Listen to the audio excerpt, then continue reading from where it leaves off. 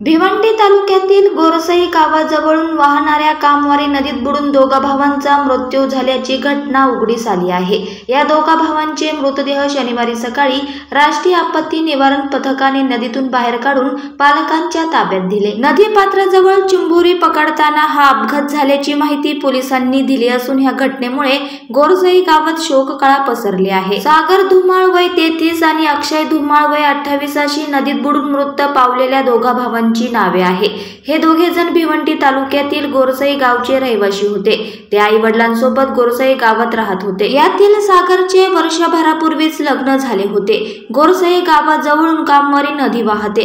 सागर, अक्षय हे दोघे भाऊ आणि त्यांचे काही मित्र शुक्रवारी दुपारी गावातील कामवारी नदी पात्राजवळ चिंबोरी पकडण्यासाठी गेले होते। नदी पात्रात चिंबोरी पकडत असताना सागरचा तोल जाऊन तो नदीत पडला।